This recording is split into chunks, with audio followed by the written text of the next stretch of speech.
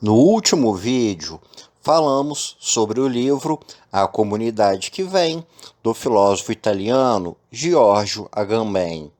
Hoje, vamos falar sobre outra obra dele, o primeiro volume da sua série Homo Sacer. Se interessou pelo tema? Então clique em curtir, se inscreva e, se nosso conteúdo estiver sendo interessante, considere nos apoiar pelo Pix. Vou deixar minha chave na descrição e vamos lá!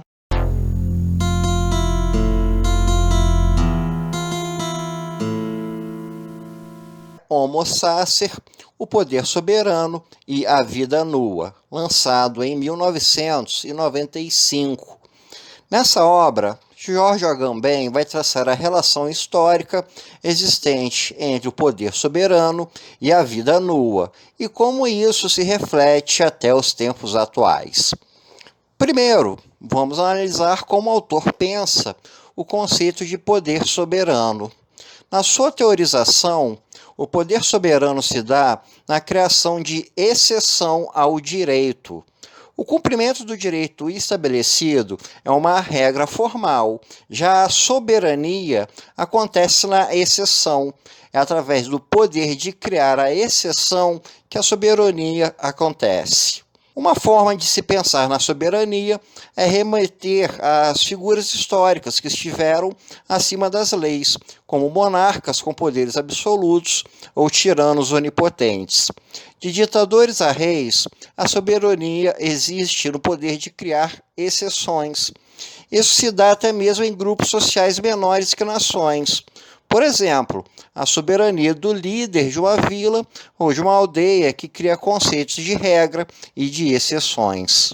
Já o conceito de vida nua é associado ao de homo sacer ou homo sacro. O homo sacer é um elemento do direito romano de figura que é destituída de seus direitos e não pode desfrutar de nenhuma qualificação da vida. Além disso, há um elemento fundamental no homo sacer. Ele pode ser morto sem isso ser considerado homicídio. Ou, como coloca o autor, vida insacrificável, mas matável. Vamos tentar nos aprofundar nessa ideia de vida nua. Uma forma que Agamben nos coloca é pelo uso dos termos gregos zoe e bios. Zoe é a vida biológica por si só, é o ser vivo que come, respira, se locomove. Já a bios é a vida com qualificativos, ou então vida política. Vamos imaginar na nossa sociedade atual. Um brasileiro, com usufruto da sua cidadania, tem direito à sua liberdade, ele pode ir e vir para onde quiser. No verão, as pessoas se deslocam para a praia ou procuram outras formas de se refrescar. Elas podem ir ao mercado, à casa de amigos, a eventos de lazer, a igrejas. Elas têm direito e liberdade para estudar, podem trabalhar e escolher seus trabalhos. Têm direito a atendimento médico caso doentes e aposentadoria quando idosas. Ou seja, nesse exemplo da nossa vida contemporânea, podemos ver que o ser humano vai além da sua mera vida biológica. A vida é composta por uma série de qualificativos. E a vida nua é o oposto disso.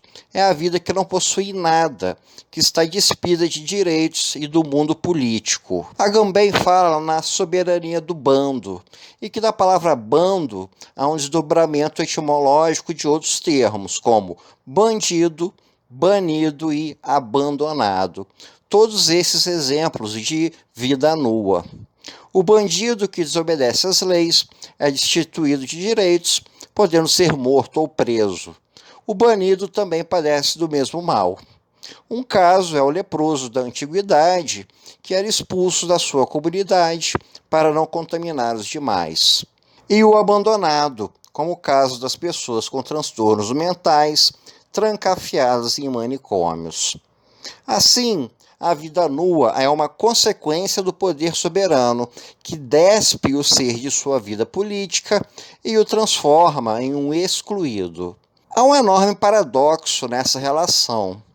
Se, por um lado, o poder soberano exclui a vida nua da vida política, nada é mais político do que a vida nua.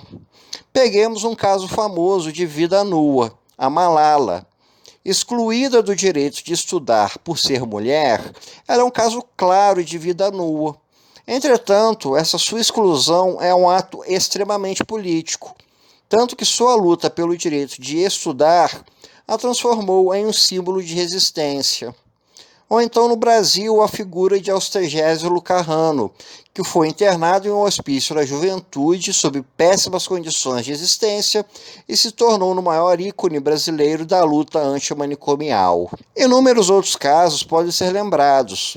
Nelson Mandela e o fim do apartheid, os judeus que lutaram contra o nazismo, os exilados de ditaduras, como aqueles que fugiram de regimes comunistas. Uma foto de uma criança refugiada encontrada morta em uma praia da Turquia em 2015 chamou muito a atenção do mundo para o drama dos refugiados.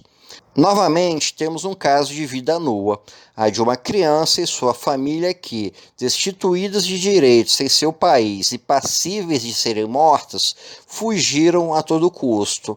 Foram politicamente anuladas, mas a morte da criança criou um enorme impacto político. Na criação da vida nua, há um enorme ato político paradoxal às intenções. Isso tudo posto, vamos agora para o novo ponto.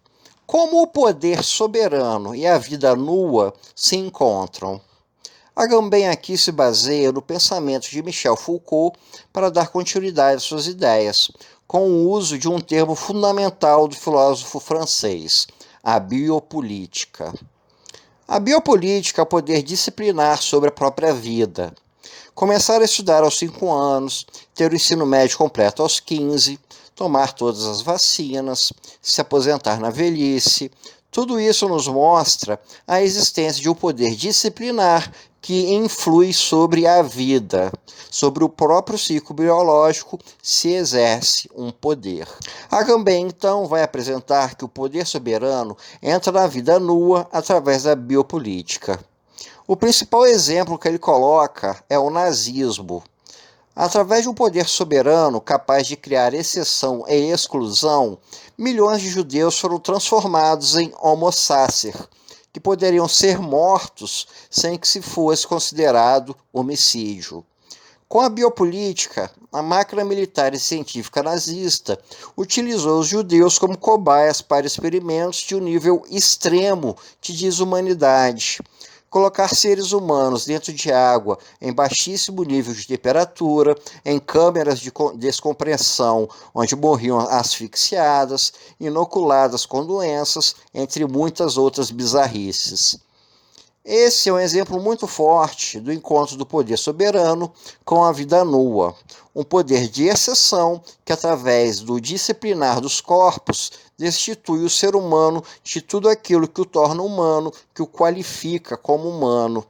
Assim, com essa investigação histórica e filosófica, Agamben nos coloca diante de uma perspectiva política da humanidade, a de uma soberania que, através da exceção, consegue desvincular o ser humano de seus direitos e de tudo aquilo que o qualifica enquanto tal, para torná-lo um excluído do bando, um alguém inferior cuja vida pode ser eliminada sem que isso seja considerado assassinato. Uma perspectiva que, pelo Brasil e pelo mundo, segue ainda bastante forte nos tempos atuais.